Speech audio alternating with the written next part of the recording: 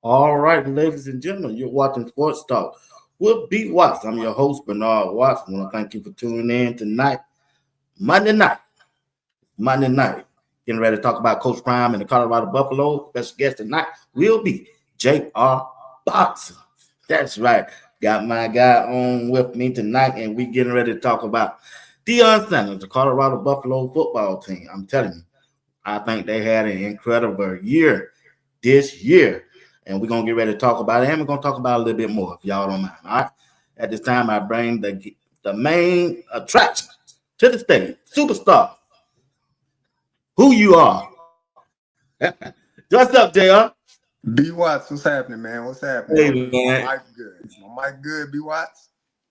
Yeah, your mic good. Your mic real good. I like it. Everything look good, bro. Nah, man. What's happening, doctor? Hey, man, it's good. Hey, it's a good day, man. It's a good day. It's a good day to be Bernard Watts. I'm telling you, you need to change your name. I'm saying, JR, you need to change your name, big dog. I'm trying to tell you. What's up, big John? How you doing? If it's that good, man. How was your day? Oh, it was good, man. Like I said, I took off this week, man. My daughter, she don't go back to school until next week, so I took off all of this week to just love up on her, man, and get some father-daughter time, man, some quality time, man. So, yeah, I took off this week for sure. Well, I did the same thing you did. Like I said, I think when I called you today, I was headed to lunch with my daughter when I called you today. She just got home. She's still on break. She don't go back to the 13th, so to college. So I said I spend every day with her while I'm off. We'll go out and eat, do a little shopping. The girl thinks she want to go get her nails done tomorrow, so that's what we'll do.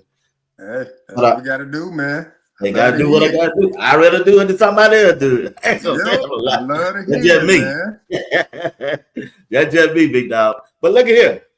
I want to do a little recap over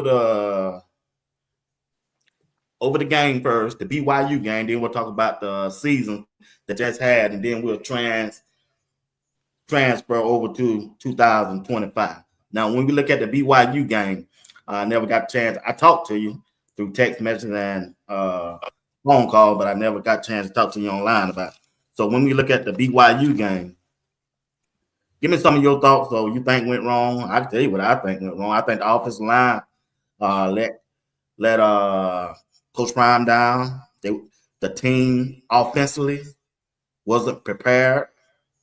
The scheme didn't work. The planning didn't work. Now, I know they had a lot of things going on, like Travis, Heisman Trophy. I think Coach Prime gave him 2 weeks off, but BYU only had 2 days off. So they had enough time to prepare. I think they knew what Colorado was going to do to them. Hit them little short passes, little bubble passes, and hey, our defenses backs and cornerbacks, y'all get ready for it and attack them. And that's what he did. On the offensive side, we just too vanilla to be Yeah. playing.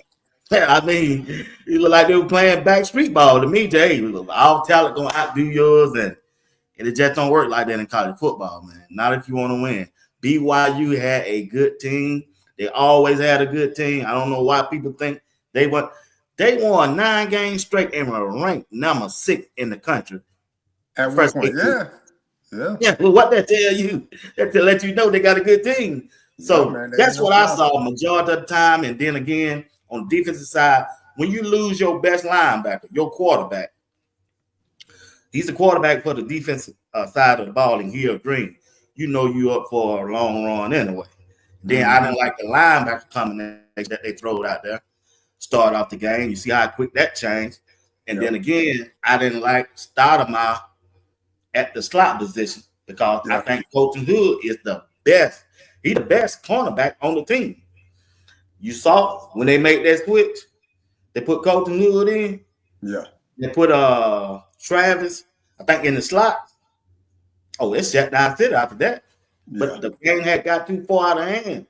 And that's just my take on the big dog. So that's why I think how they lost the game. Physicality. You win the games in the trenches. Yeah. And you win Definitely. the games up front. And that's what happened to Colorado. Let me hear your thought on it. Yeah, I mean, I'll start off by saying, man, salute to Coach Prime, the coaching staff, those young men, Shador, Travis, Shiloh, Cameron, Silman, Craig, the guys, man, the guys, the leaders of that team, man, the Mark Vassettes, who else am I missing, man? Those type of guys, man, that when they got there 2 years ago, they looked to turn the program around, which they did, man. They overachieved this year, man. They had a heck of a season, man. They definitely had an opportunity to be in the Big 12 championship, and that's all you can ask for. My question is to all the pundits at the beginning of the year that had Arizona State, BYU, and Colorado pretty much finishing 11th, second to last, and last in the Big 12. Those were the teams at the top of the Big 12 this year. So I find that ironic, the way it just kind of, reversed and flip-flop. But speaking to the game, man, God dog it, man. Oh man, the offensive line, man, they ain't just let the team down, man. They let Shador down, they let the CU Auntie down, they let the city of Boulder down. They let all the fans down, man. It was a hard game to watch, man. But what I would say is death by 1,000 cuts. All year that's been, it's been an issue. Albeit the offensive line has been much improved from last year, but it's been kind of the same thing. Shador had to consistently throw on his cape to escape pressure all throughout the year. And Saturday night, you're looking at a team in BYU, veteran led up front, and they had 3 weeks. Well, let me say 2.5 weeks to prepare for our team, and it showed. So hats off to BYU, man. They had a great scheme, man. They rushed 4 or 5 all game and just played zone on the back. They mixed up the zone coverages. I think it kind of gave Shador a little bit more to think about, and then you factor in the small amount of time he actually had to read the defense. It was a nightmare. I hate to see them guys go out like that, especially those seniors, man. The guys that may be their last time playing football, the B. Gants, the Herman Smiths, guys like that. Pillars for Coach Prime, but the way they went out, it was sad for all of us to see. But nothing to hang their head about. 9 wins during the season. They had to get it out the mud. But yeah, a lot of things got to change, man. We got to be more creative on that offensive side of the ball. Hats off to Pat Shermer. He called what he could. Right. And I'll leave it at that. He called what he could, what was presented to him. But I mean, nobody's blind to the fact of what the team looked like Saturday. But the best players on the team were the skill position players. So I know a lot of people was looking for a run game to occur during the bowl game. I wasn't. I mean, they let us know that they was gonna air that thing out. I mean, they put it out there publicly, man. Go Prime said himself. I'm looking to get these guys involved. So, but a run game for next year. I mean, I've been saying it, run game for next year. I think that's the way it's going to be led, especially if you look at the quarterback that they brought in. And I'm telling you, we're going to see one running back hit the portal, but all the rest of the running backs going to stay behind. And CU offense is going to look different from last year because you ain't got that bad man number 2 back there no more, like Uncle Steve would say. So, but man, what a season! All the accolades that you can think of. I believe the team in total brought home like 10 or 11 individual accolades for players, man. So that's massive within itself. But the game was a total letdown, man, with all the hype surrounding it and not seeing the team for a month, and then to go out there and see them, and it's like, oh God, like at some point I had to just turn the channel, man. I'm not even gonna lie. I turned the channel and I came back. Come on, JR. Come on, bro. But those guys are warriors, man.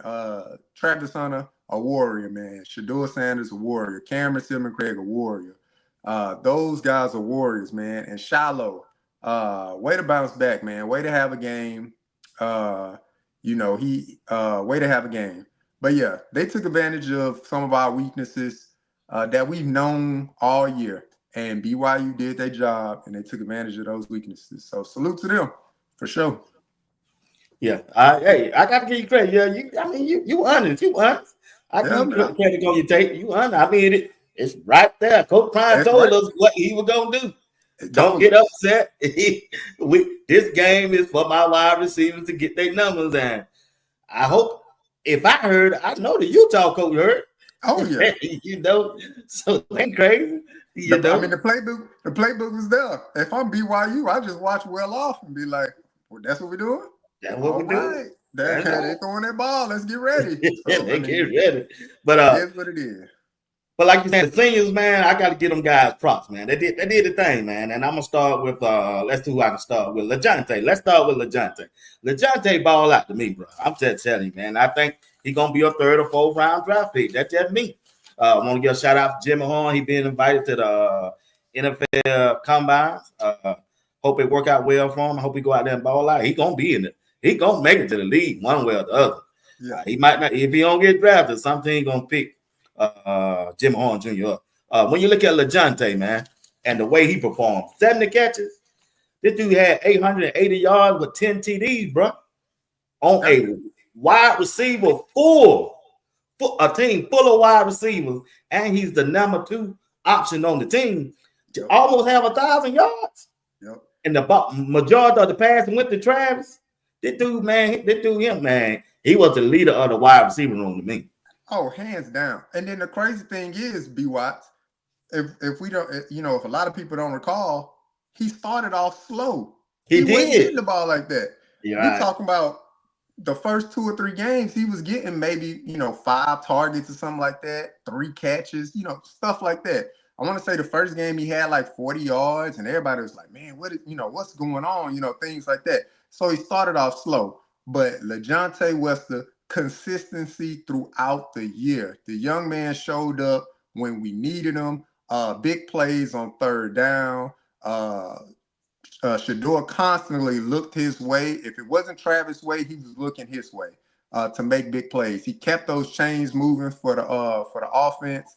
And like you said, the leader in that wide receiver room, hands down. He was the leader. He was the guy that the guys looked to calm the storm, to get him ready, to get him active.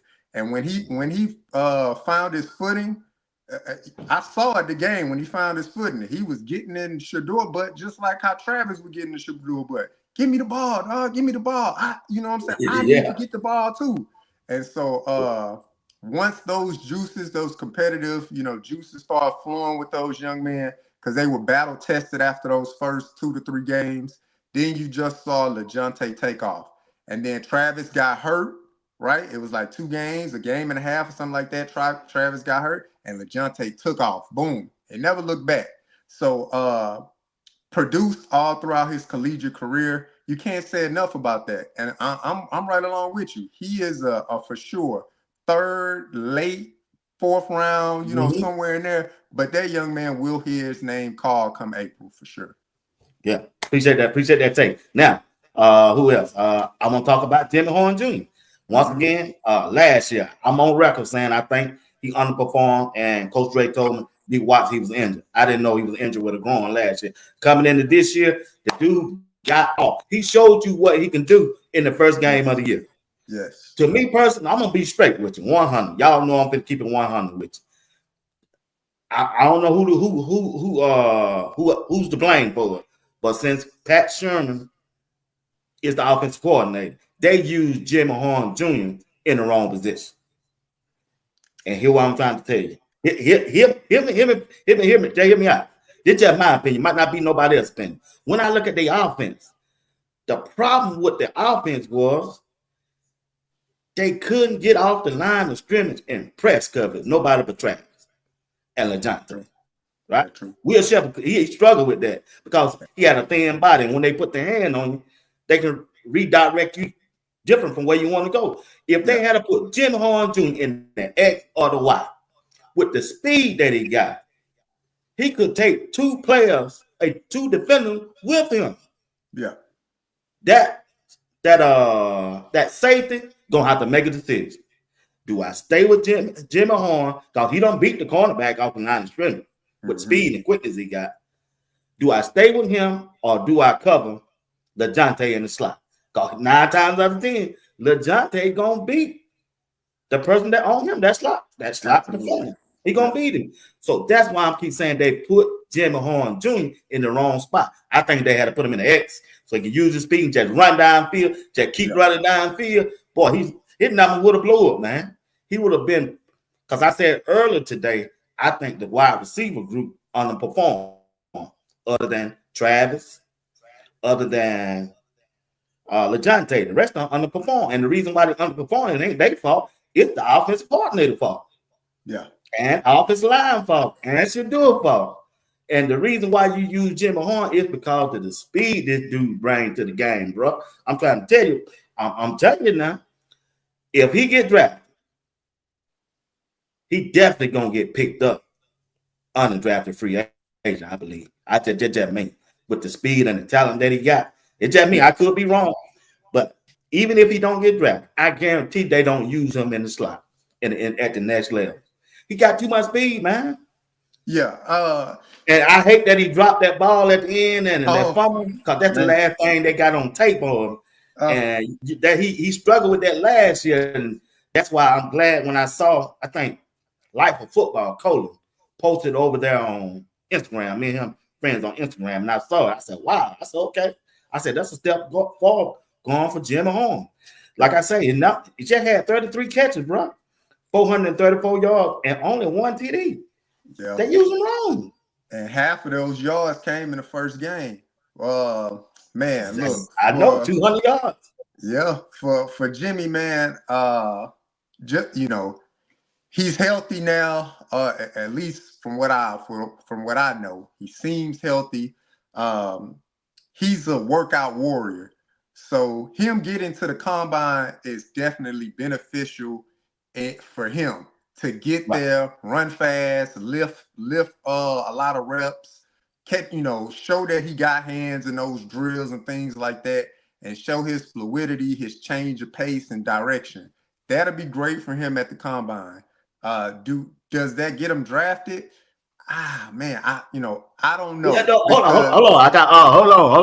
Hold on. I know this is your time to take, but hear me out now. Hear me out.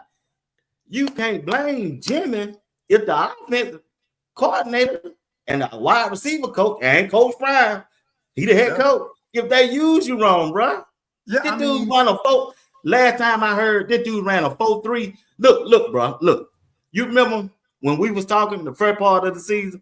I said, man, I don't know about Jimmy Horn. They said, watch. So I kept watching when he came out of fall practice, right? Then I kept watching the first game. I said, oh, boy, this is going to be the year for this dude now. Yeah. Then all of a sudden, It Yeah, went away. The offensive plan went away, and there's a pattern that was going on. They would target Jimmy Horn Jr. for the first 2 plays, right? Bubble screen. If he don't break it loose or get loose, they go away from him. They went away from him. Or if he drop a ball just in case, they'll take him off the field. Or I just don't understand. I said, put him over there on the X or the Y and just let him run. Yeah, I mean, we only saw, from what I can recall from this season, one deep pass, and that was against North Dakota State, and that was like that deep crosser, and he caught it. And he took it to the house. Yeah, caught it for like 40-some yards, took it to the house. He had like 2 deep crosses in that game or something like that. But man, like I said, workout warrior, man. He's a good dude, team player, man. Look, he didn't complain. He did not complain. He had ample opportunity to definitely say, man, I deserve the ball just as much as Travis, or I deserve the ball, the looks just as much as LaJonte. But he didn't complain. A lot of those, like when he was in the game, a lot of those long like runs by Travis or by LaJonte were blocks that Jimmy Horn sprung him on. So he's a team guy. He's a team guy. He did it the right way. And you hope that his individual talents being invited to the combine puts him in the best position to get a look. Because that's all you want. You want to look to get into somebody's facility, and then you got to do the rest from there. I mean, Xavier Weaver is the perfect example. All you want is a look. And Zay didn't even work out at the combine. He just answered questions, but he got an invite to the Cardinals, and he's stuck on the roster. So that's the same thing for Jimmy. Jimmy's a workout guy, man. He's gonna lift fast. He's gonna lift high reps. He's gonna run fast, and he's gonna catch that doggone ball in those drills. And just stay in the moment. That's all I can say for J5. Stay in the moment. But yeah, the best availability is to be on the field. And that's the thing that hurt Jimmy, man. And yeah, Shermer play calling was questionable at best, man. I know we'll probably get into that a little bit later, but definitely questionable at best for sure. But I ain't gonna let you go that night. but that's what I say, man. Jimmy got a chance, and when he get there to that combine, he gonna show up and show out, and you still got the pro day to show up and show out. So run fast, lift heavy reps, and catch that doggone ball. He shouldn't be dropping no balls at the combine. None. No, he can't do that. He can't afford to do that. You got to lay out. I'm talking about if the ball overthrown, lay out, show the effort. You know what I'm saying? You got to do that type of stuff. But he crossed the first hurdle by getting that invite. That's a hurdle. He had to get that. Yeah, so I'm happy for him for that. Like I said, I like the kid. He got a little family issue going on. That's why I like rooting for the underdog, man. That's just me. Because I've been an underdog before too, and I'm still an underdog. But I expect Jimmy to go out there. And another thing he can't do, he can't be going on camera saying, man, I forgot to play. What to play? You can't do that, bro. You can't. And Bucket shouldn't even put that out there. Oh, you know the play. I forgot to play. They on the sideline told that, man, I forgot to play. Why you running the wrong route? I forgot to play, man. I said, man, you can't put that out there. He'll be like I said, he'll workout warrior, man. So he'll be able to get with one of these individual coaches. You know how they all do. They get with an individual coach. They get their body in tuned up to run faster, to make all these catches. But when he gets to that combine, he got to be a hungry dog. He got to be first in line. I got to be first to do this drill. Got to be first to do this drill. You got to show them that you want it. Because your numbers this year, very mediocre numbers. And that's due to injury, due to play call and things like that. But when you were on the field, outside of that first game, the impact wasn't there. Not all his fault, but he got to take advantage of that moment once he gets to that combine. Because that's all it is. Coach Prom said it in the last video. Dog it, those moments, like when the moments come, you got to know how to take advantage of them. Right. And this is a moment for Jimmy Horn that he's going to have to take advantage of for sure. Yeah, no doubt. Good take, bro. All right, Will Shep, another thing. All right, coming out of Vanderbilt, playing in the SEC. Now, it was a little challenge for him. I don't. When I look at, okay, let me give you his numbers. Will Shep, 47 catches, 617 yards, 6 TDs. A little bit of underperformance, a little bit of average to me. Mm-hmm. I think he could have got better. He dropped a few passes on him. That's going to be on tape also. So if he ever get an invite, he going to have to do the same thing too. But another thing, if he don't get drafted, I believe he'll get a shot as an undrafted because of his height and what he can do in the red zone. Mm-hmm. Yeah, he got good measurables. As far as like his height, weight comparison, I'm interested to see like what he'll run in the 40 or something like that. I didn't see a lot of separation from. That's why I don't think he's gonna do good in that. That's why I thought they're gonna use him in the red zone. Yeah. I didn't see a lot of separation. You called it as far as like getting off the line. I didn't see that a lot, during game. I mean, when I went to the UCF game, although he caught that one, leaping touchdown pass, but again, there was no separation from the DB when he caught it. He just caught a very good ball. But he has great ball skills. A few drops, he kind of got on him. He got down on himself throughout mid-season with a few drops. But he has a great catch radius. Led the team in the most one-handed catches. I tell you that. That's he did that. He sure did that. He sure did that. Pro Day is going to be real big for him to, to show his talents. The bowl that he got invited to, the Shrine Bowl, that's going to be big for him. A lot of NFL scouts going to be there. So he got to kind of show his work. He got to get stronger. You got to get stronger, man. You're a linear guy, very lean, tall, lanky, like kind of guy. So you got to get a little bit stronger because in the NFL, boom, they press you. You get a Patrick Surtain up on you and they hand jam you and you can't get off the line. They getting you out of there and they packing you up like you done because they're going to bring somebody else in. So those are some things that I would say for Shepard. Hey, get stronger. And again, stay in that moment, man. Look, you drop a pass, it is what it is. You got to bounce back quickly. You got to forget it. As quickly as you dropped it, you got to forget it and move on. But I'm interested to see what his 40 going to be at the Pro Day. So you better start getting ready for that too. Yeah, I agree with that. I agree with that. Somebody in the chat said, we hating on Jimmy. I'm not hating on Jimmy. No, I'm talking about the play on the field. I ain't hating on nobody. Yeah, I don't even know what you're talking about. He's a great young man, great team player. Yeah, great young man, great team player. He just didn't have as many opportunities, I bet, as he would like, but he didn't complain about the lack of their opportunities that he didn't receive. He went out there, ultimate team player. Like he did his thing. Yeah. I like the kid. Like I said, I'm for the underdog. Like I said, when I look at his numbers, the numbers ain't that don't matter. But since he got the invite, that's when he can take advantage of his opportunity. Yep. And I expect him to do that. And if he don't get drafted, I promise you, he'll be on the NFL team. Yeah. After that draft, he'll get an invite on the undrafted. So now, when I look at the defensive side of the ball, right? Cameron Simeon Craig. Oh man, this dude was the heartbeat and soul of CU defense, man. For his size, the way he give up his body, he always come in there, man, with full. He give it all he got on the title. He give it all he got. The question is gonna be, now I hope he get drafted. I'm praying that he get drafted. I want him to get drafted in the next level.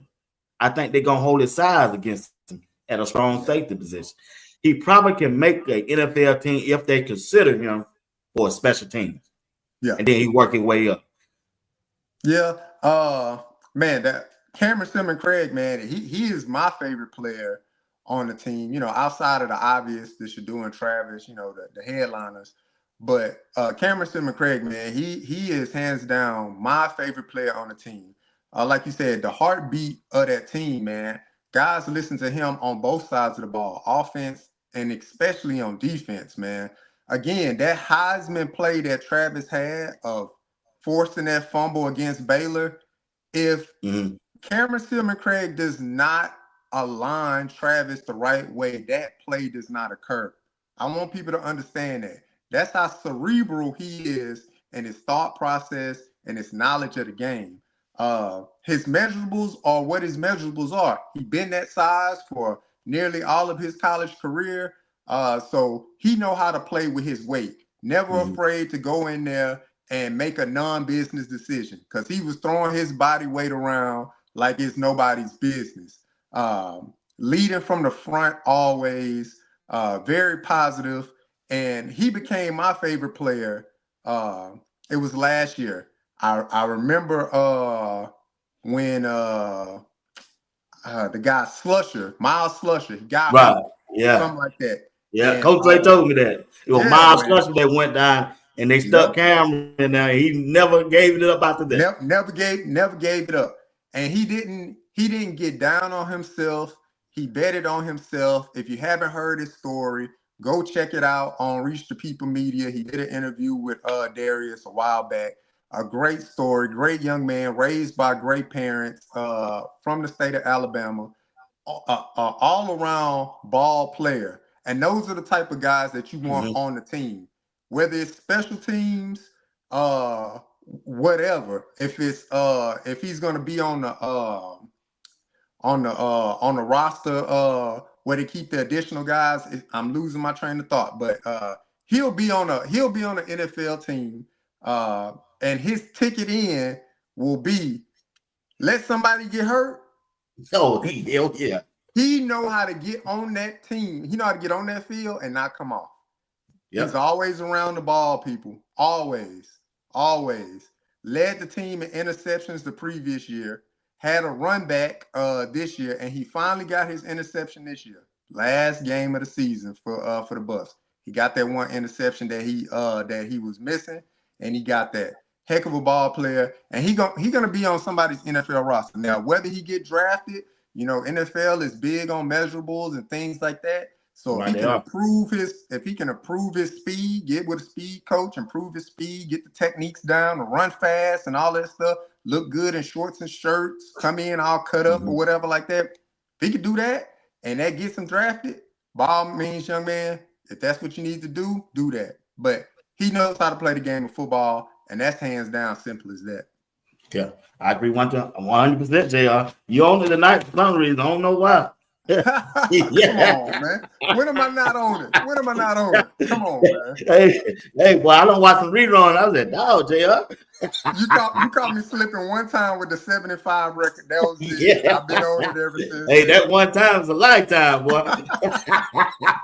Hey, y'all watching Sports Talk. We'll be Watts. I'm your host, Bernard Watts. I got my special guest here tonight, JR Bots. I want to thank him for being a part of the platform tonight. I want to thank all of you who tune in right now, and thank all of you who participating in the chat. Keep the chats coming. We don't shy away from your chats, whether you like us or not. We appreciate your comments in the chat. Continue to put them in there. If I can see one that I don't think is so disrespectful, I'll post it up so everybody can see. All right?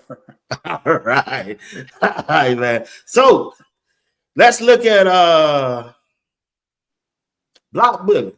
Mm-hmm. Now, it's the word on the street over there on X. Block Bully thinks about coming back because he got one more year because of that JUCO. Yeah. So I think me and his dad, we friends over there on X. He was saying, will he come back? Then he was putting a little question mark. My mom's out there, I don't know. But Block Bully also now got invited to the, I think, Honolulu Bowl. Yeah. I think so. And I think if he do good right there, I think the dude gonna get drafted, man. Yeah. If he do good out there. Man, I'm not saying. Let me rephrase that. He might not hear his name called on draft day, but he will get an opportunity. There's a lot of players gonna get an opportunity to make that roster, even if they don't hear their name called. Now, absolutely. I think what they gonna hold against him is size. Yeah. I think that's what they're gonna hold against him. But the dude is a baller, man. Yeah. So I don't know how the NFL combines look at a defensive tiger. I don't know what they look for. I don't know if they really look at the 40. I don't know how they judge that. Maybe you know more than I know. You play college ball. I don't know how they look at the defensive line. Well, I play basketball though, but what I would say from his standpoint, I mean, yeah, the measurables as far as like his height and weight, it'll definitely weigh against him. In the NFL, they looking at those guys that are 6 foot and up, and 300 pounds and up to clog up that middle. But what I will say, his strength is undeniable. Man, Ox, man, you see somebody walk around like this and they can't put they arms to their side because they trapped so big and they they Yeah. just walking around just all. I don't know how they said that Tyler Brown was the strongest guy on the team. I When don't know all where we they got saw that was from clips of, you. yeah, we saw clips of Chidozie lifting the most weight. So I don't know about that I'll one. tell you. Yeah, but I mean, a stump in the middle of that defense, man, an unmovable force. So he knows how to play with his leverage because he's smart. He's a smaller guy on the field, so he knows how to play with his leverage. Rarely got pushed off the ball and it took two defenders when he did get pushed off the ball. So if you get him on a one-on-one, he's not moving off the ball. He's anchored in. So if he decides to come back, it would definitely be based on an evaluation type thing. Like, maybe my evaluation was Right. a late round undrafted, and maybe I can come back to college a year and maybe put a little bit more money in my pocket than what I would be as an undrafted free agent or a late round guy, and then possibly increase my draft stock. So if he does decide to come back, man, that'd be great to see you. Because Yeah. we talking about defense on, we'll be solidified. Don't look in the trenches no more. Start getting us more linebackers, start getting us more cornerbacks, start getting us more skilled guys, stuff like that. Yeah. But if he does go to the NFL, I truly believe it'll be on an undrafted, free agent. He'll get Right. that call right after the draft is over, kind of thing. Right. And the Texans, you know what I'm saying? My hometown Hey, team, your Houston, own thing. Texans. No, We can use a Atlanta. guy like that. We can use. We Yeah. can come to D'Amico Ryan's defense, and we can use a guy like that. You know what I'm saying? Because we've been gashed on that run lately. But salute to him, man. A true team player, a leader on that team, man. A veteran in the college game. So whatever he decides to do is definitely going to be to his benefit. So I look for him to. I look for him to actually come back. If he's gonna come back, man. Come back. See you. I think he is. We need you, Chidozie. Yeah, So if you're coming back, come back, he bro. does that. I think his dad kind of hinting that, but he just ain't saying. Yeah. I think he coming back. I really think he coming back. So we losing Coach Phil Loho, the offensive line coach, and Coach Dancy, the defensive end coach. They're going to Mississippi State. I want to thank Phil Loho for taking the offensive line and making it better this year than it was last year. And when you look at the job that Coach Dancy has done with Warren Sapp and D. Lou on that defensive line, much improved from last year also. And I think them two guys was a big contributor to the offensive line and the defensive ends. Coach Dancy and Phil Loho. Phil Loho just had a 1-year contract with Coach Prime in the Colorado Buffalo, and Dancy had a 2-year deal. I think he done did hit 2 years, and I just think the guys just want to go back closer to home, and that's where Dancy is from. Loho, if you know the story, he's friends with that head coach. That head coach gave him his first shot, Yeah. and I'm sure they worked the deal out. I'm sure Coach Klein already knew before the season ended, and it just didn't drop on him just like that after the bowl game. But I'm happy for him. But I'm telling you right now, Coach Dancy gonna be a head coach with the cause of his youth and his knowledge of the game in 2 to 3 more years. He might go back to HBC where he came from. He was the head coach of Mississippi Valley State. The dude is bright, and the dude he know football, and I think he gonna be a heck of a coach for Coach them down there in Mississippi State and the recruiting. That's what they really need him for because Yeah. that's where he came from. They get him for recruiting. Mississippi State, they got that money. They got money. I don't know if you've been seeing how active they've been in the transfer portal early, but they getting them guys. I don't know how they getting them guys after having a record like that. So it must be the money. But to go back to the coaches, man, thank you, Coach Dancy, first for betting on yourself, man, and coming with Coach Prime to the University of Colorado and setting a tempo, setting a culture for years to come with his enthusiasm, with his knowledge of the game, with that fade that he always had, a Dancy fade, man. We're gonna miss the Dancy fade now, man. So But I mean, you said it, man. He's a Mississippi guy, man. He went to Jackson State, played football, but went back to Mississippi Valley State, defensive coordinator, then became the head coach there for about 4 years.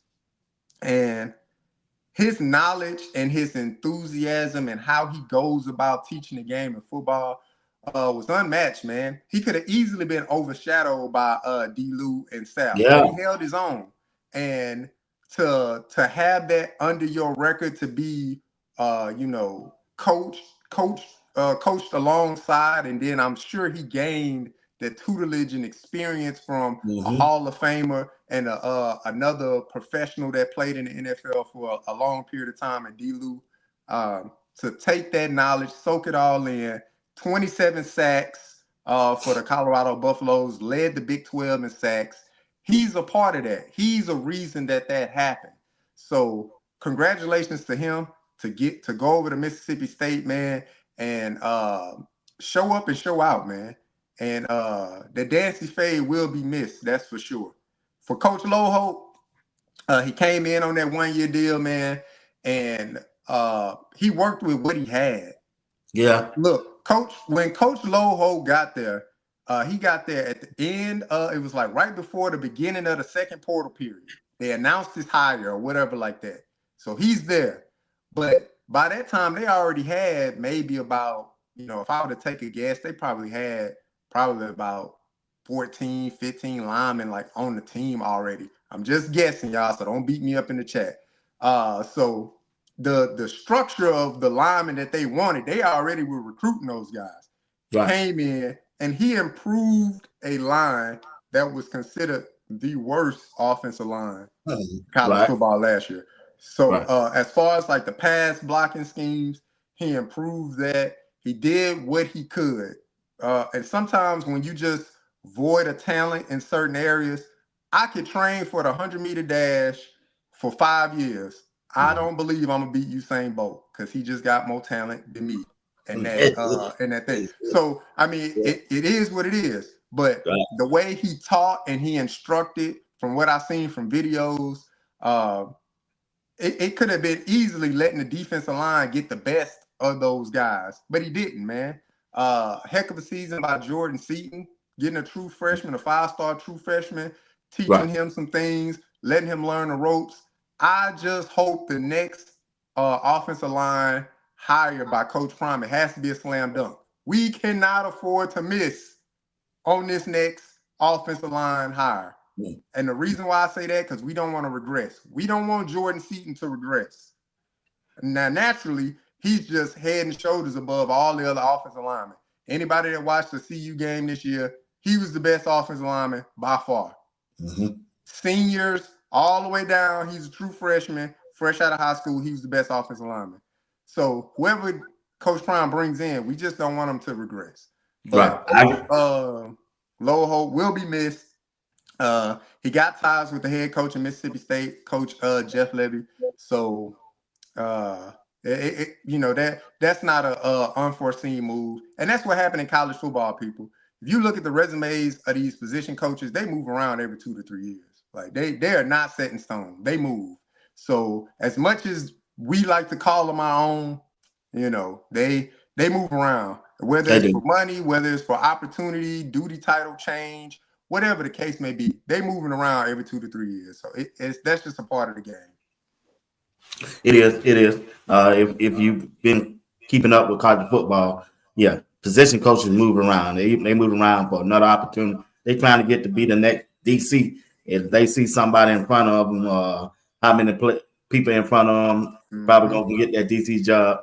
They just like the players on the depth chart. Yep. Man, I got to beat that one. I got to beat that one. I ain't gonna beat that. Let me go on somewhere. So they human, man. They human. But since you brought up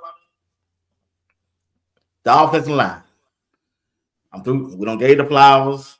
I think Coach Prime have done an excellent job this year. CU football team has done an excellent job this year in spite of where we wanted them to be, like winning the Big 12, like playing in the college playoff. Still, when you go from, you took over a team that was 1 and left. and now first thing you were 4-8, and now you're 9-3, but you lost the bowl game. But the overall picture of the team, I think Coach Prime got them moving in the right direction. Now, to get them to the next level, which is 2025, it's crucial, it's imperative that he fix that offensive line. He cannot go back out there with them same players. I'm just being honest. Nobody but Jordan C. Yeah, he got to get him some better players, and I'm looking at some players that he already got in the house. I'm not going to jump the fence too early like I did last year. I'm going to have to wait to see how they being developed in the weight room. I can't judge them in the one-on-one drills when you ain't got no shoulder pads on. And another thing I'm going to have to do, it's hard to judge an offensive line, bro, to me, when you going up against the twos. And then when the game time comes, of the other team, you going up against day one, and you looking at it, damn, yeah, he got beat like that. You know, that thing blowed me away, man. Cause it was a lot. I'm telling, listen, hear me, JR, hear me. But y'all sold me on. Y'all tried to sell me, but you did. Well, I ain't gonna say y'all. It's a lot of people. I ain't no name called on Trevor Woods, and I wasn't going for that, bro.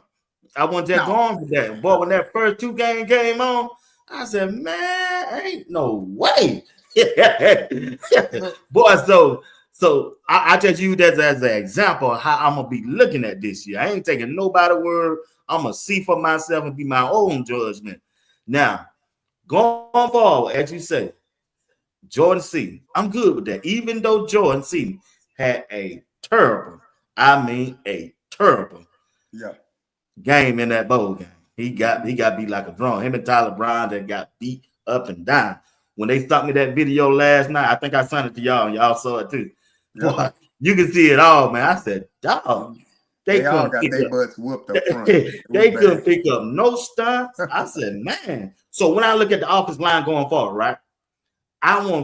You don't have to be so big. I just want you to be able to move your feet. That's the key to me. If you got a good offensive line that can move their feet, man, and man, when I was out there, JR, there's no lie. I'm on the front row. I'm watching everything, that Utah game. Yeah. I want to look at the linebacker play and the offensive line. They could not get no push against Utah. I remember you saying and I see why Coach Prime said, ain't no need to run the football because we can't run. I'm serious. Now, do you blame that on the offensive line coach, offensive coordinator, or the recruit staff? You ain't get no better players. I mean, somebody. Look, I think I can see 1 or 2 games, JR, but you can't go the whole season, can't run the ball. Yeah. I mean, BWatts, you said everything I need to say. I don't think I need to say anything. I don't think I need to add on to this. Remember, Bernard Watts said all of that, y'all. Not me. I'm just saying, damn. Listen, man, you know I'm gonna come with you straight, bro. Man, look, bro, look, hear me, y'all, hear me. I had to see for myself. Yeah. When I was out, I said, man, damn, he's going. I mean, you can't block a dude 1 inch off the line of scrimmage. They couldn't. Nobody but Jordan C. Yeah. I'm with you, BWatts. It was bad, man. Look, like I said, if I rewind back to the first year, they get to Colorado, they late in the portal season, whatever. You get what you got, kind of things like that. A lot of people was like, oh, you shouldn't have sent all of those players out. Well, a lot of the players already left, and it wasn't that he was sending players out. Players was leaving too. So it's not like Coach Prime was individually saying you out. People may not have liked the way he came into Colorado, speaking about the Louis luggage and things like that. But I'm going to tell you like this. The Louis luggage won the Heisman. So you can take that for what it is, right? Mm-hmm. But a lot of those players that were at the University of Colorado on the 1-11 team, they left. I mean, that's a part of the transfer portal. They can just submit their paperwork. They ain't got to talk to the coach. They go talk to the compliance people, submit their paperwork. and get in the portal. And that's what they did. So Coach Prime didn't have a choice but to bring in what he could. Now, the first year he brought in, they was terribly undersized. We talking about a left tackle under 300 pounds. That was scary. So they revamped it. Man, we got excited, man. We saw all of the names and the measurables. I got more excited about the measurables when I started seeing 6'5", 310 pounds, 320 pounds, this, and that. But then I started looking at it. Well, you got this guy from Texas. He blew out his knee, so he may not play. Then you got this guy, and he hurt his shoulder, so he may not play. You got to kind of build him up type of thing. But still, the measurables looked good. The play calling or the run scheme, that's a different thing. So, he said that's I mean, look, go ahead and talk about it, JR. Go on and get it off, JR. Go on and get it off, bro. The stunts, we were seeing stunts since North Dakota State, man, and we didn't figure that out this year. So right. I don't know if that's you put that on Coach Loho. I mean, we've been getting stunted from the first year. I mean, from the first game, North Dakota State this year, and it didn't get fixed to the last game. So that's a problem. Yeah. You look at moving people off the ball. That's just a sure will to want to move somebody off the ball. Believe it or not, guys, offensive linemen are very athletic. CU, outside of Jordan Seaton, Cash Cleveland had some flashes. That offensive line was not very athletic. A lot of brick feet, a lot of heavy on their feet, things like that. Jordan Seaton was he was the best offensive lineman. And again, he's a true freshman coming in. Got a young man, 18 years old. He the best lineman. He 18 years old. So what I would look for when they start looking at linemen again during this dead period, I'm looking for some guys with size and athleticism. And I ain't trying to, injuries are a part of football, but I'm not trying to be Dr. Quinn medical woman patching people up when you come to, no, I don't want that. Get me some guys that's already, they ready, they got the size, they can move around, and they not coming off a bad injury to where you get them in medically and you do the medical on them and they can't even play. So those are the things that I'm looking for. Give me some size, give me some athleticism, and let's move some people off the ball. And Coach Mo, you ain't off the hook either. They butts better be strong. I'm strong as an ox. I need them to show and impose their force on these players, man. That's what I need. You saw how Kansas State was moving our defensive line when they played us? Right. Technique won, but they were just strong, man. There was some country-fed boys on that Kansas State line, and they was just blowing up, just moving us off the ball, man. That's what I would like to see. So, Coach Mo, if you listening, because I know he be tapped in with BWatts. Look, bro, get them. I know you can only provide the workout and things like that, but I'm talking about it shouldn't be no distractions. If you are offensive lineman and you ain't hitting your marks, I don't know what need to happen, but they need to figure it out. Cause Tom. Yeah, you're right, Thomas. You sure right. I don't research that thing. It can't happen, they were 20-something years old. You're right, Mr. Williams. But what I will say is that from the recruiting staff part, it's hard, man. You're gonna have your hits and you're gonna have your misses, right? So I think they bet on more so of, all right, let's get some guys with some size in here, because the previous year, the first year, they just didn't have the size. Now we're gonna get the size in, but they didn't have the athleticism. So now you got to be looking for both. You got to be looking for size and athleticism from your linemen to get people off the ball. And we in the right direction. Look, how many linemen did they sign in the class? I believe like 4. I think they got 4 on the offense side. Yeah, 4 linemen on the offense side. So you're moving in the right direction, because offensive linemen, it pains me to say this, but offensive linemen are developed. So you got to recruit them in and you got to develop them. Mm-hmm. So you in the right direction. You recruited these 4 guys in. If you able to keep 3 out of the 4, the way the transfer portal is, you're able to keep 3 out of the 4, you're moving in the right direction. So you get these guys in, you get them developed, you get them on a nutrition table, you get them in a strength plan, and you look forward to having them on the field, not next year, but the year after. So in this portal, we need athletic big guys. Wherever they're gonna come from, they need to seek them out and they need to find them. Yeah. Yeah, we got to get a better offensive line than we did this year. Like I said, the offensive line this year, they did a good job. I think only way you're gonna get better. 4 months already gone by before the first game. You really ain't got the 8 more months because the first game August the 30th against Georgia Tech. So when I look at 2025, I'm glad we got a quarterback. We got two. Yeah. Got two going into next year with Salter and Juju. Now I'm looking forward for the battle, but I think Salter gonna start it off. And I like what he brings to the table. Man, if you look at the numbers that this guy don't put up at Liberty, he's a natural born baller, y'all. I think Coach Prime hit it. You can see where Coach Prime want to go with it. A RPO type offense, and the running back can't get me that 31, but my quarterback gonna get me that 31. Exactly. Running back might not get me that 4th and 1, but my quarterback gonna get me that 4th and 1. This dude rushed for 2,000 yards in 3 seasons at Liberty. What that tell you? And he can throw that football. He threw for almost 6,000 yards. He can boogie.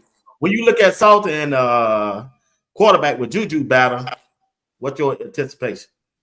I mean, I expect, I'm like you, I expect Salter to come in and be the lead guy. It should be no reason for him not to be the lead guy.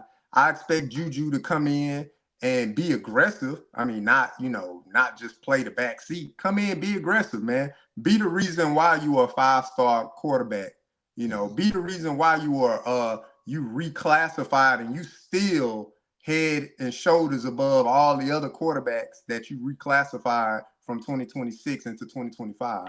So I expect Juju to come in and battle. Don't give it up easy. But Salter, at the end of the day, he should be the starting quarterback. And I go back to his 2023 season, Liberty. They went, I believe, 12-0 until they played Oregon in the bowl game, and they were just overmatched by Oregon's talent. But you look at Salter's 2023 stats. He threw for almost 3,000. I want to say it was like 2,800 plus, something like that. He ran for over 1,000. 35 touchdowns to like 6 interceptions, something like that. But the young man is a true dual threat. If I were to say anything, like you said, BWatts, he gonna read that. He gonna read that defense in, and if that defense even think about crashing, he pull it. And that was something that Shedeur didn't possess. Right. Not saying that he couldn't run, but on a natural RPO, like there was no threat for Shedeur to pull it and run it. Shedeur runs came off of broken plays. True. He dropping back and let me boogie. Or it was a quarterback design. Let me get the ball and let me wait 3 seconds and then let me just run. With this guy Salter, he's more of an athlete than he is a quarterback. So I told you, we see these tight ends that they're bringing in from high school. You see the tight end that they went after in the portal and they got him. They're going to get another tight end to shore up that tight end room. We have not seen one running back get in the portal, but I believe we're going to lose one. But during the spring portal, they're going to pick up another running back, and CU is going to be a run team. We're going to look at it differently. It's going to be 30-something runs combined with the quarterback and running back to 20-something pass plays. I'm telling you, it's going to be vice versa next year. They're going to run that ball. Watch. They're going to run it. Watch. Ain't nowhere in the world Coach Prime bringing all these wide receivers out here, and they're going to run that football. Them wide receivers, he brought the wide receivers for Juju. That's what I'm saying. But we know Juju. Oh, they for next year. They for 2026. That's for next year. You got to develop them guys. Them guys got to develop. Them wide receivers are Juju. Them wide receivers ain't for this year. Okay, then. All right. Watch. Hey, Blessed Budget said, BWatts, you think Uncle Pat gonna be all right? The offense coordinator. he needs to revamp his bag, don't you think? Jay, Yeah. hey, we don't want JR to answer that question. No, don't let JR me say answer need to be. JR say need to be up in that booth. I think Pat Sherman. I mean, he only can call the plays of what the team is built off. Yeah. And plus, y'all got to remember now, Pat Sherman got to answer to the head coach. Yeah. He ain't just out there doing what he supposed to do. Let me tell you how this thing went down. Pat Sherman, this is what I want you to do. Don't worry about that media. I'm going to take care of the media. Yep. I came from the media. I did 20 years in the media. I got that. You need to get Shador ready for this NFL draft. And I want you to get Travis and LeJohntay ready. All right? I got the media. We're going to run the ball. We just need to run the ball at press conference. Yep. Next game. The ball. Next game. The next game. They throw that thing about 100 times, boy. Coach Brown, what happened this time? Everybody got to run the ball. We're going to run this ball. We need to run the ball and stop the run. Well, the next game. Woo! Pat Sherman coming out. Coach, what you think, Coach? What you think, Coach? Do what I told you to do, Pat. That's what I'm telling you. If you want to stay on this staff, get Shador ready. Travis ready. He want to win the Heisman. He can't win until he get that ball. But the media I got the media. I did 20 years in this. I'm going to go out there. I'm going to go to the dentist and get my teeth cleaned again and polished. And that's all they're going to see, that gold chain and my white teeth. We need to run that ball. Out to distract them. Run the ball, guys. I'll go to that drill again. That's all I'm Look, Brian, hell, man. Y'all can't fool with my boy, man. Yep. We love Coach, man. We love Coach Prime, man. But we know what it was. We know what it was. My son, I took him as he was little. I fed him. I clothed him. I took him to school. I was right there with him. And I want him to be more successful in his football than I was. That's my legacy. That's what I want. Well, what about Shiloh? What he calls Shiloh, that ignorant fool.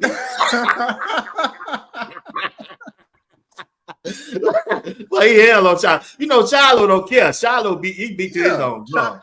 Shiloh didn't even go out there to the house. Shiloh gonna make it regardless of whatever. Hey, I'm trying to tell Miss Blessing. But y'all got, hey, Prime know he got 5 years to do this thing. His contract for 5 years. But the first 2 years, he knows you ain't got for 2 years, man. Pat, you don't do what I tell you. You're gonna be like Sean Lewis. Yeah, man. To this league and make him the best professional quarterback you can. That's why you're here.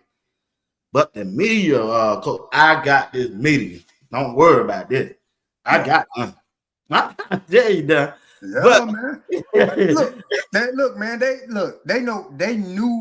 knew what they had. The coaching staff knew what they had, man. As far as like I said, the offensive line. If you go back to that first Prime on Amazon, Coach Prime, when he was at Colorado, you heard him say like 3 clips in, like, oh yeah, this offensive line ain't it. Like, it just ain't it. Like, you know what I'm saying? You fast forward to this year, the offensive line much improved, but again, we're talking about the star players on the team, the people that are gonna put the points up on the board. If we would have looked at CU and wanted them to, let's say, be a balanced run team, let's just say 60-40 run, we don't win 9 games. We don't. That's the nature of the beast, man. We don't. All right.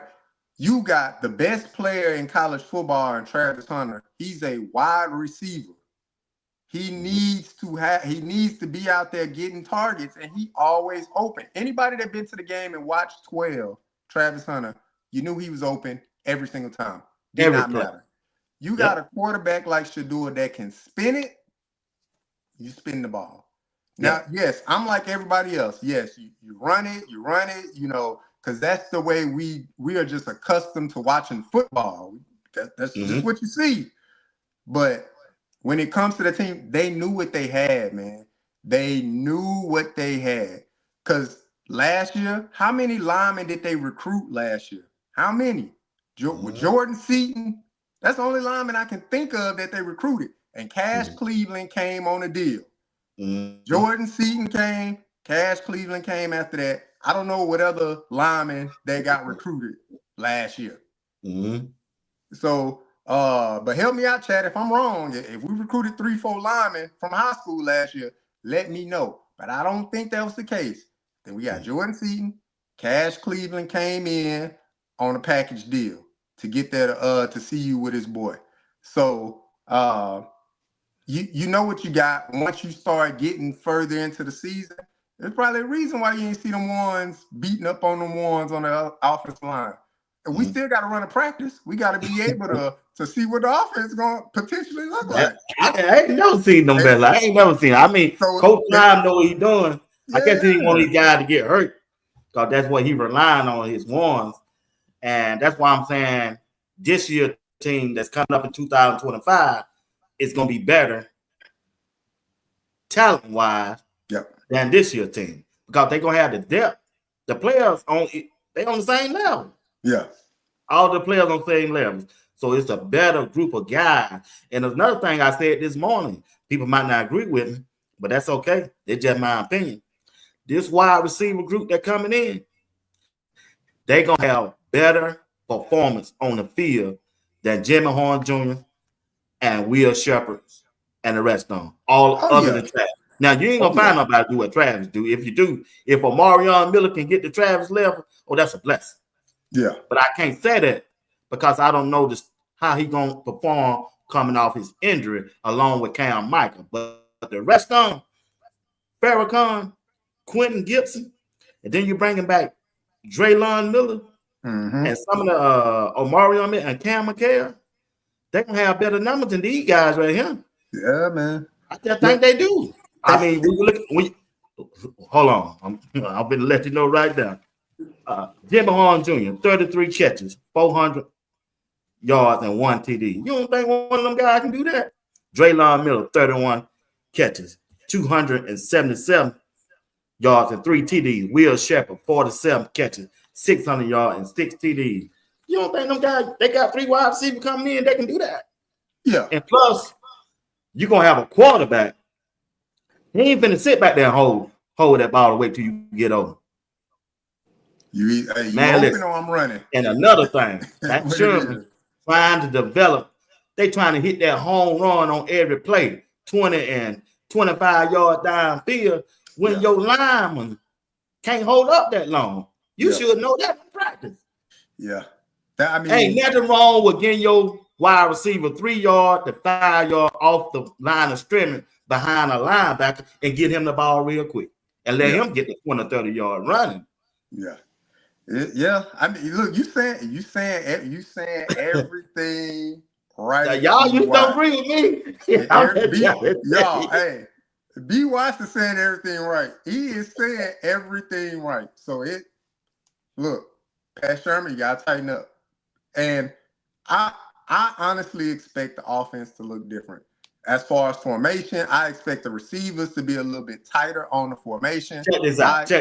How many wide receivers you think gonna be out there? You say what? This year coming up, how many wide receivers you think gonna be out there on the field on a play, on an average play? We're gonna have 4 to 5 wide receivers out there every play. Oh heck no! You said we don't brought 3 tight ends in. What they gonna do with the tight end? 3 wide receivers. 3. Okay. 3. That's what it's gonna be. 3. And if they do that, they're gonna run the ball. Go 2 tight ends sometime. I'm telling you, man. That's Pat Sherman offense. I'm telling you, those receivers gonna be closer in. They're gonna pack that formation down. They're gonna bring it down a little bit. They're gonna bring them receivers a little bit closer in. Because they was doing that. You know, the NFL hash is bigger. I mean, the college hash is bigger. You know, so you want to like spread it out. But in the NFL, a lot of NFL stuff is packed in. They don't really have their receivers all the way out, boundary and stuff like that. So those hash marks, man, Pat Sherman was trying to create space on the field to get those deep routes and stuff like that open. But like you said, when you ain't got the offensive line that's going to give you, half a second to take a look down there, that's hard, man. And it's hard to throw with anticipation when you got half a second. I mean, you know where the route going, but at the same time, it's like, well, if I throw this ball, like, he may not get there in time if I'm supposed to throw it to that spot, you know. Yeah. So it's Pat Sherman do better. That's all I'm gonna say to that. Pat Sherman. I think he's gonna do better. I think he's gonna be better. I think, like I said, he had a ball this year. Yeah, he had a ball this Coach, year. He had to do it. He had to do it Coach Prime way. But That's just me. I'm telling you, Coach That's Prime me. in there. He in there, and he didn't talk to all of those running backs, and he didn't told them running back. You worried about your carries this year? You gonna get every carry and more you want next year. I'm telling you. Watch. Oh boy, here you Watch. go. Here you go. I will make sure I say this clip here. Save it. Somebody clip it. Clip it. Clip it. I'm telling you. Watch. Okay. All right. So going into next year, what's your expectation on Marion Miller, the wide receiver? Look, man, I expect Marion Miller to come in and say, I don't care what you got going on, Coach Prime. I need my targets, dog.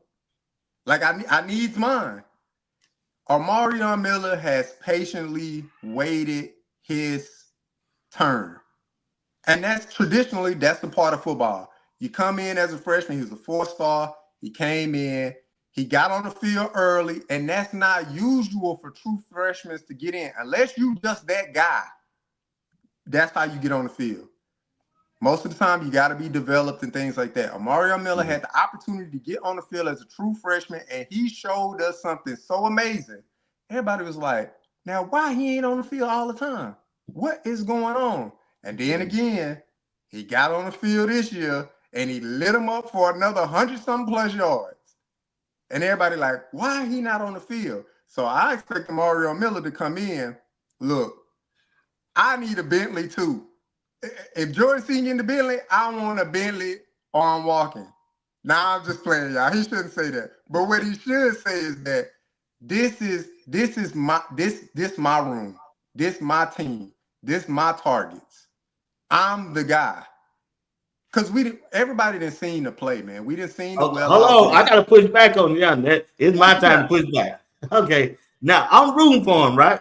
I'm rooting for Coach Prime keep telling y'all in the presser when they ask him about Marion Miller, he keeps saying, I didn't know he played like that. He don't practice like that. I didn't know he did it. I didn't say that, JR. Coach Prime saying that. Look, man. To me, hey, and to me personally, I coached for 20 years, right? Yeah. I had some players, some straight out dog, JR. They didn't give a shit about no practice. They were late every day. They didn't put out every day. But when them bright lights came on game day, they was there. Them boys go out there and show out, boy. You hear me? So look, that's what I'm saying. Coach Prime say he old school. If you ain't put in that practice, that's why I'm kind of worried about Marion Miller. That's why I can't go out there on the limb right now and say he's gonna be that number one. Coach Prime keep telling us he don't put the work in practice, dog. Nah, I'm not believing that. Look, but look, I could go to Well Off Media right now from last year, from his true freshman year, and take about 50 clips from Bucky just putting amazing catches from Marion Miller. I can personally do that myself. So when Coach Prime say, I ain't know he can do that. If I'm one of them reporters in there, I'll be like, well, take them shades off while you at practice, dog. Like, what's up? Because if you ain't seeing it, that's a problem. I take Coach Prime saying that is he protecting that young man from whatever the issue may be. It could have been academics. It could have been watching film. It could have been the playbook. So when Coach Prime said, well, I ain't really see him do that at practice. Coach Prime, he did the same thing with Kamani. Oh man, you gotta keep your head in the books. And you gotta do this. You gotta watch the film. You gotta do this. He didn't want to just throw Kamani out there. So I look at it the same way. Like he protected him. I really don't see it on the field. It could be academic. It could be academics too. Yeah, it could be a combination of both. True freshman away from home, trying to find his way through college, things like that. Man, that's a real thing, man. People that been to college, that's a real thing, man. That's real. Like that freshman 15 that these non-athletes put on, that's a real thing, man. That's real.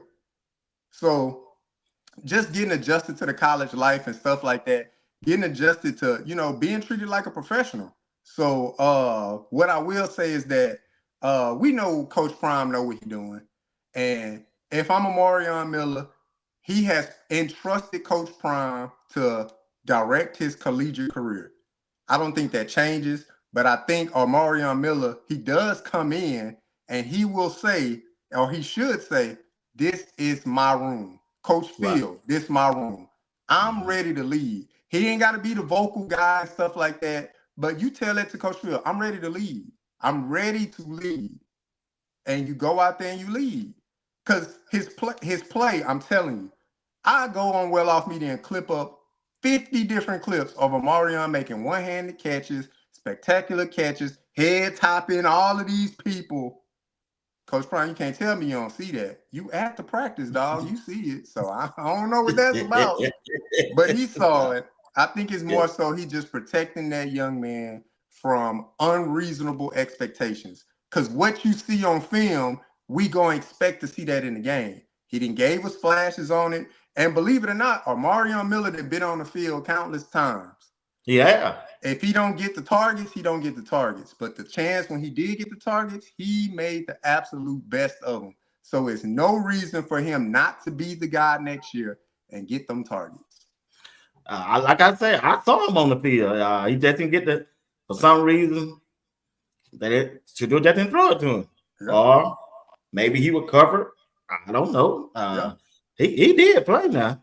Yeah, that's one thing I can say. I saw that. But yeah, I think I'm gonna be honest, y'all. They had too many good wide receivers, bro. They did, man. It's just too many, man. To get 2 or 3 players off like they want to. Yeah, and man, you got to satisfy Will. You got to satisfy LeJohntay. Travis over there going off on the sideline because he's open. Man, get me the ball. What you doing? You know, because he is open. You know, most teams don't have that many good wide receivers. Oh yeah, look, when you got a guy like Travis Hunter, and it's not knocking Travis Hunter, man. He's an amazing player. When you got a guy like Travis Hunter who's always open, if that's your first read as a quarterback, you know to throw it to your first read. Man, I was watching that video that I sent y'all, that I sent you. Yeah. What you call came straight across the Miller and looked at it, and Shador looked at it. He looked at it and then throws the ball. I said, what the hell Shador was looking at, man? Yeah. So I mean, honestly, you see it with the Cincinnati Bengals right now with Jamar Chase and T. Higgins. T. Higgins got drafted before Jamar Chase. T. Higgins is a great receiver. Right. You look at the stats this year, Jamar Chase leading in targets in the NFL, receptions in the NFL, and yards in the NFL. He going for the Triple Crown. And he leading in touchdowns. Look, man, when you got a Travis Hunter type guy on the field, when you got a LeJohntay Wester type guy on the field, your targets are few and far in between. Devontae Smith, Heisman winner from Alabama. But you got, what's his name? Leaving my Philadelphia Eagles, number 11. Y'all know who I'm talking about in the chat. But he's the number 1 guy. And we're talking about Devontae Smith, Heisman winner, smooth route runner, all of those things, man. That's just a part of it. If the number 1 receiver is open, the quarterback's job is to get him that ball. And that's what he did.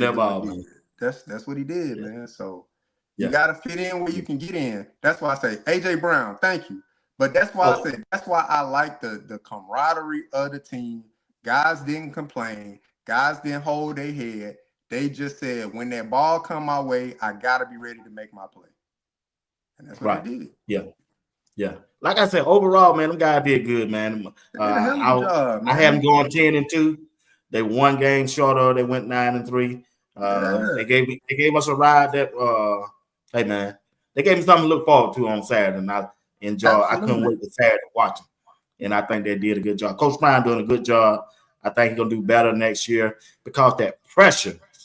There's some pressure on Coach Prime too now. Yes, with Shador and Travis, and he got to deal with that. He tried to get them to, he want them guys to go 1-2. He on record saying they going 1-2 in the draft, and the only way you're gonna get 1-2 in the draft, you got to have them numbers. Why wouldn't I? Y'all, everybody heard Travis Hunter's speech. Shador, Coach Prime, you changed my life forever. That don't look. Travis Hunter, he would have went to Florida State. I'm sure he would have had a great career at Florida State. But when somebody say you changed my life forever, you got to think about everything in its totality of what that means. He took a chance going to a HBCU for Coach Prime. Exactly. No disrespect to historically Black colleges, but when it comes to the athletic departments of historically Black colleges, that is not the route to go if you are that caliber of an athlete. Now, if everybody going that way, sure, you go there and you do that. He took a chance on Coach Prime to trust him with his collegiate career, and Coach Prime did not lead him astray. All the work ethic and all of that stuff, like Travis had that. He had the work ethic, got the talent, stuff like that. Sure, as a coach, you hone those things and you give them the information and you keep them on the right path and stuff like that. When they steer off, you put them back on the straight and narrow. But Travis had that. That's why he was the number one athlete coming out of high school. He had it. He had that in him. Coach Prime gave him a navigational system to say, and trust in me and your dreams of being a number one draft pick, your dreams of getting your name out there as a phenomenal athlete. We're gonna balloon that times 10. But you gotta trust me. I will not lead you astray. And when he got up there on that stage, he accepted that individual award of the Heisman Trophy. But he made sure he put that in there to say, you changed my life forever. Right. That wasn't written down. He was coming off the top of the head with that. That's coming from the heart. You cannot discredit Coach Prime for that. Everybody said that Coach Prime gonna ruin this boy's career. He gonna do this. He gonna do that. Blah blah blah. He said Coach Prime changed his life forever. Mm-hmm. Forever. I don't know how many Heisman Trophy winners. I don't even hear that many college athletes saying this coach changed my life forever. They usually just say, I want to thank my coach, my team, Lord and Savior Jesus Christ first, all of that stuff, mom, dad. They never say changed my life forever. Never. It's rare that you hear that. You're right, JR. You're right on that. Like I said, I think he did change your life. But, this dude's going to get ready to be the number one draft pick of the NFL draft. Exactly. Depends on, don't nobody trade up for a quarterback for Shador. Mm-hmm. They going 1 and 2. It's just like Coach Prime said last year. They're going 1 and 2, I just believe. Now, absolutely. Last topic, the linebacker room. We lost Hill Green to Alabama. Bentley finna leave. Going into next year, this the most important part. The second most important part on the team is going to be this linebacker. We got JB coming back. You got Webster coming back. You got Goldberg. And you got some more players. Well, they brought in a player from Jacksonville State. Mm-hmm. I seen the videos on that dude, 6'3", 240 pounds, and he's a sideline to sideline linebacker. Mm-hmm. Now, who they put with him? I'm looking at Montrez Walker from the state of Georgia, but he's young. Mm-hmm. He's young. It's different from high school to college. It's more physical than high school. Mm-hmm. But he got potential if they put that weight on in that weight room, and he's a downhill striker. I'm telling you, he is, man. But it's just I haven't seen him play on a college level. Yeah. And that's the key position that I'm be looking at. I hope they try to bring in at least 2 more. Yeah, for sure. I just think we need that depth at linebacker. It's gonna determine how far they go in the Big 12. Yeah. To me. Yeah. I would say the first thing that they have addressed was speed at the linebacker position. Right. Gerald Hughes. They addressed that speed because that was a component that we did not have. That wheel route still hunted us at the bowl game, bro. BWatts, me and you will get out there and run a real wild and take it to the house, man. I'm telling you, bro. Hey. I said, "What Billy at, man?" You can see Billy running behind. I said, "Dog, Billy." He tried, man. So that's the first thing that they addressed, man. They addressed the speed with I believe his name Reginald Hughes. But they addressed the speed. The young man can fly across the ball. And that was something I was calling for last year. I was like, man, Yeah, you did. Speed. We need speed at the linebacker positions. Yeah. But yes, definitely in the portal. Coach Hart told me the same thing. He said our linebackers they got speed. He told me that. Yeah, we need the speed, man. I mean, you want some guys that's gonna be able to go and crash down and hit something. But the way they're focusing on that defensive line, they're trying to make sure they shore it up inside to give those linebackers an opportunity to be free flowing and chase people down sideline to sideline. But look, I can live with a little run up the gut every so often. I can't live with a 15-yard, 27-yard, 47-yard wheel route. I can't live with that, man. And it be on the most critical downs, man. And it does, man. As fans, we knew it was coming, and it happened. I was at the UCF game. My wife was like, "You think they're gonna throw it to the running back?" Man, sure enough, they threw it to R.J. Harvey. Gone. Wheel route down the field. I was like, Lord have mercy. Yeah, man. Stop saying that. Stop. Yeah. You know, I'm getting riled up with her, but even she knew. So I think they're looking to address speed at the linebacker position, man, and have that same force of coming downhill, hitting something, smacking something. Uncle Steve, shout out to him. Medical tents gonna go up next year too. But the young man they brought in, Montrez Walker, what I like about him, he got size. Now he still got a little of that youthful weight on him, like little baby fat kind of stuff. But the size is there. He over 6 foot. I think he's about 6 foot, 6'1" with cleats on. He's 6'1". Like yeah, but he already got that 220, 225 like frame. He's 221. Exactly. Now, Coach Mo, you get him in that weight room, get him right, get him got to be toned up. He get more definition on them quads and on them shoulders and on them biceps, things like that. Fill them out a little bit more, what they do in college, and he'll be ready to thump in there. But you bring in 2 more, maybe even 3 more linebackers in the portal, and you make it competitive. And JB, you had your chance in that doggone Alamo Bowl. You brother, you had your chance, JB. So you're gonna have your chance. You're gonna be there. You got the advantage. You there for fall workouts again. You're gonna be there in the spring when they bringing in these new linebackers. So JB, you better be ready, man. Yeah. It's nobody's fault but your own if you're not ready. Cameron Silman Craig did not start last year. Once he got on the field, he never came off.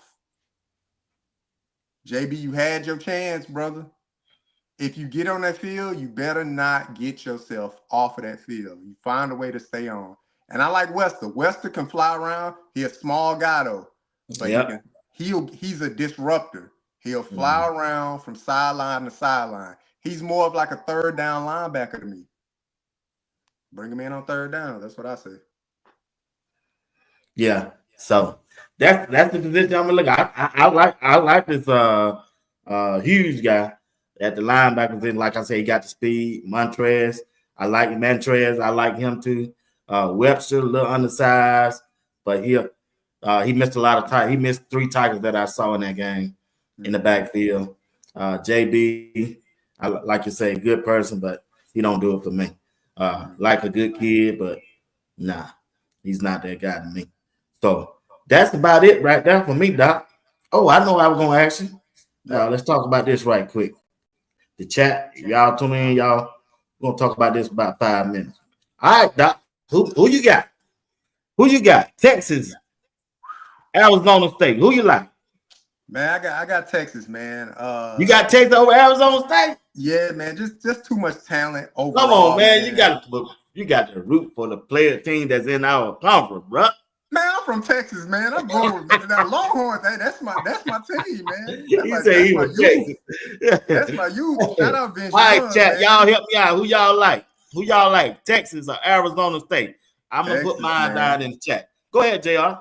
Texas, man. I Texas, like I said, that's my youth. Shout out Vince Young, man. James Madison High School, Houston, Texas, man. People know what that is. Hiram Clark area.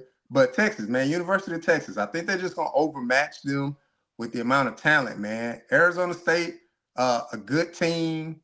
They overachieved this year for sure. They got really good, their coach is really good when it comes to the offensive scheme and stuff like that. But Texas just got too many athletes, man. They got athletes everywhere. So Texas, give me Texas. Yeah, man. I'm going Arizona State. I'm going with the underdog. Scatter. I told you how I was gonna play out. I told you how I was gonna play out that first round. I told you. Yeah. Oh yeah, you did. You did that. Hey, you picked them all right now. You picked them all right. I don't think you got it this round though. I don't think you got it this round. All right, Ohio State, Oregon. I think Oregon gonna win. They're gonna win it all unless they play Georgia. If they don't meet Georgia, they running the tape. They ain't gonna lose a game this year. Talk to me. Man, give me Ohio State, man. And the reason why I'm picking Ohio State is because Ohio State has learned from their first mistake when they played Oregon. They're not gonna get away from the run. And that's what Ohio State did the first game. They got away from the run, and they thought they had a quarterback that was just going to go out there and win it for them. So give me them Buckeyes. They're going to stick to their run. Jeremiah Smith is going to get loose. And that little crap pass interference call that they called on him the first time, that was uncalled for, ref. The referees got to do better. That was not pass interference. Big Worm said, I got the Spartan. Who the Spartan is, Big Worm? Yeah. Michigan State. I don't know who the Spartans is. He must have been thinking Oregon. But Ohio State, they're not going to get away from the run. They're going to run them running backs, and Ohio State going to pull it out, man. So Ohio State. Wow, man. Man, ain't no way. Man, Oregon going to win it all. Okay, though. I got Penn State. Penn State going to win this game. If you look at Penn State, bro, Penn State got everything they need to win the whole thing. They got the quarterback. They got the running back. And they got that big number 44. They got it, and they got a good, decent defense. Yep. Look. People was laughing at me when I said Penn State got the easiest route to the college football playoff. Yeah, you said that. I laughed at that. They played SMU, and everybody was like, "Oh man, SMU." I said, "Man, SMU was just a G5 team a year ago. Penn State about to crash on them boys, and they beat the brakes off of them up there at the Penn State football field." So, and then you look at Boise State, another G5 team, man. Like, sure, they got Genty and all of that.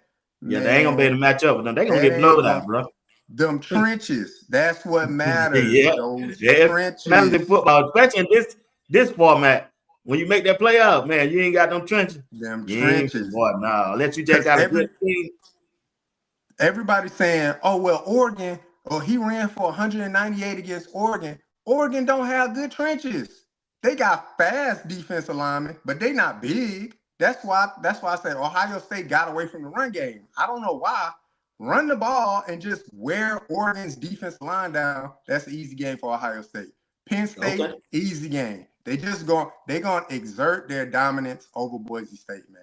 Boise State can't keep up with them when it comes to those trenches, man. Both sides, offensive line and defensive line. All right, last game, Notre Dame against Georgia. I think Georgia gonna run the table until they if somebody got to knock them off before they get to Oregon. If nobody don't knock them out, even they going in there, Georgia is better with this bag up quarterback than he was with what a name quarterback. Yeah.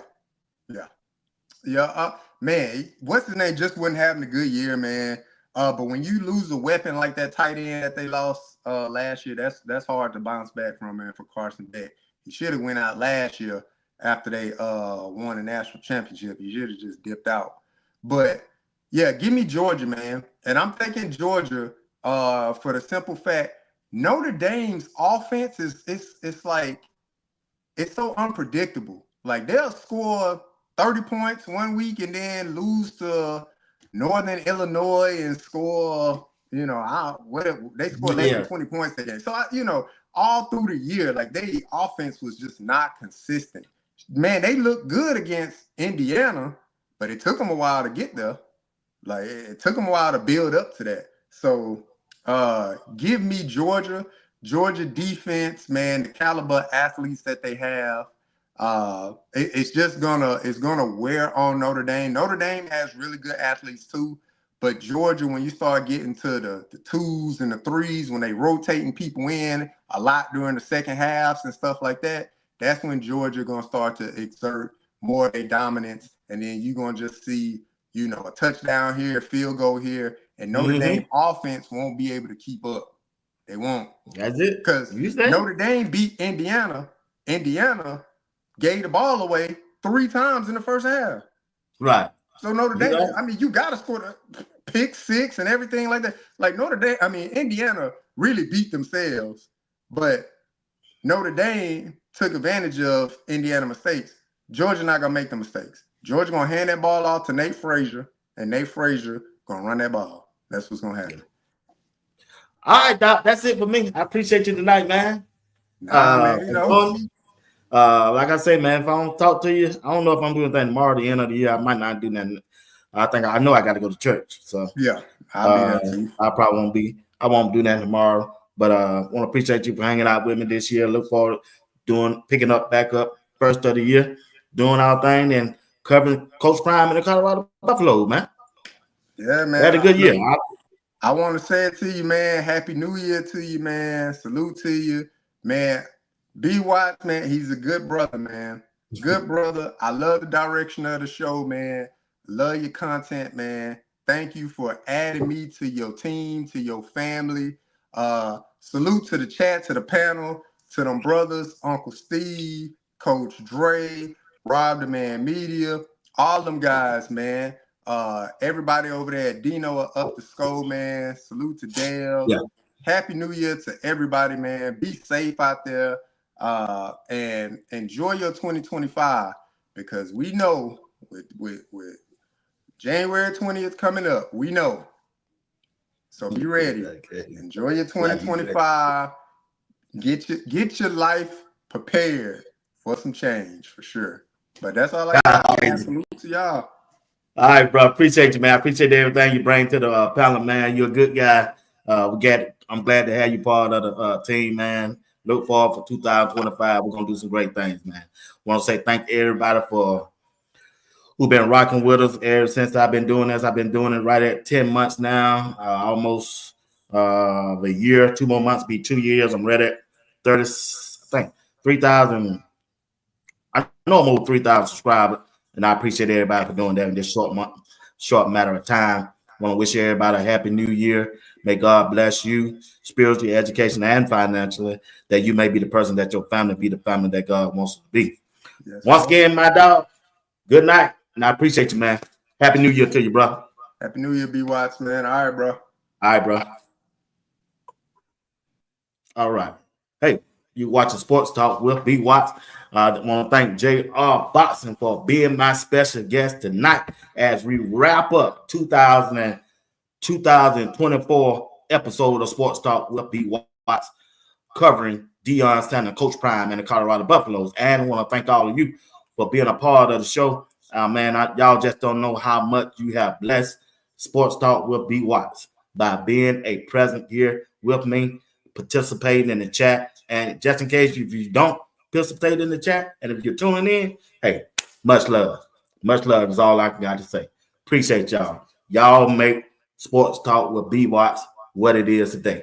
If you don't mind, follow me on Instagram, follow me on X. You can also follow me on LinkedIn or Facebook, and I'll follow you back. All right? All right. Good night. Happy New Year, and may God bless y'all. All right? Appreciate y'all. You play a couple videos, and I'm out of here. All right? Thanks. I'm happy for you. Get dressed, go to class, make sure you pay attention. And you official, man. It's now, like I told you, this is day 1 in the 2025 Big 12 championship. Montrezl Walker. Boom. What I tell y'all, championship pieces.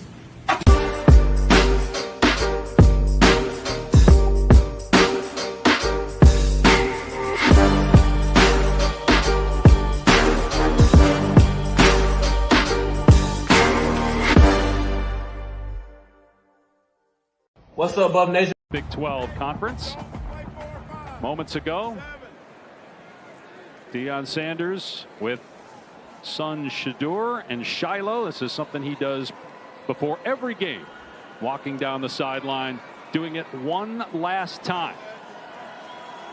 Shiloh, a graduate student, started out at South Carolina.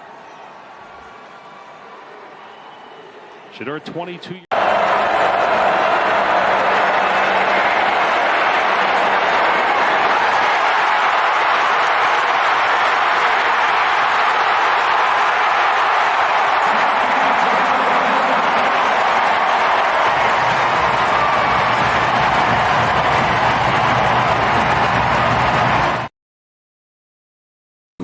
You seen when we came here, man, that joint looked rough. I don't like to be reminded about my childhood. That joint was rough.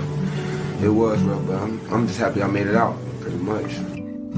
Keep your heart pure, keep your mind clear. When you're not sure, I'll be right here.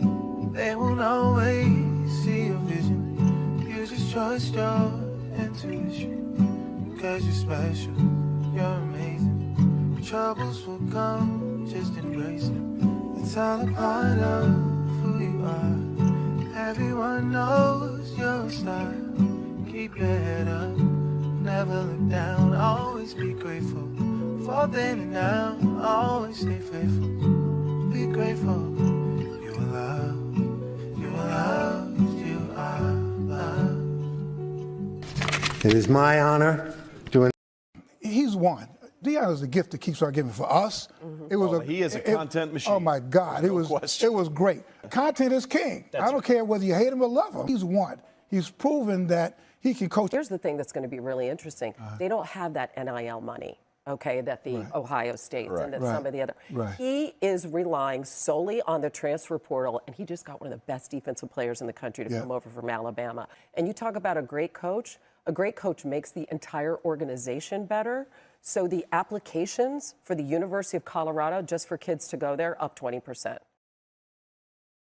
Social anxiety I feel, and I done been this way for some years. I don't really get along with my peers. Everything that they do to me is weird. So in a world full of weirdos, fools and scrubs, and I know, and I know, and I know, and I know, I'm working hard on my shit. And I feel, and I feel, and I feel, and I feel, and I love you. Deep in my heart, I don't think I can live this life without child. Go plus.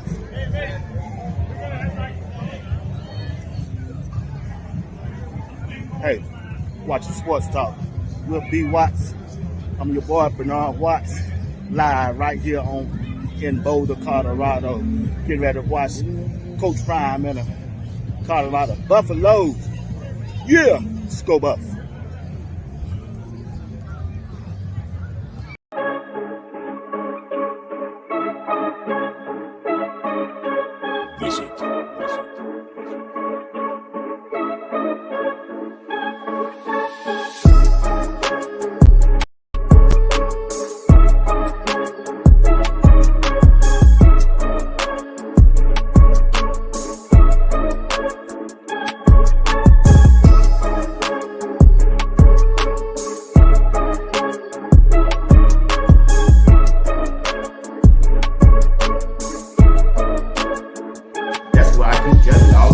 Colorado defense. They got different characters on this team, and that's why they are must-see TV.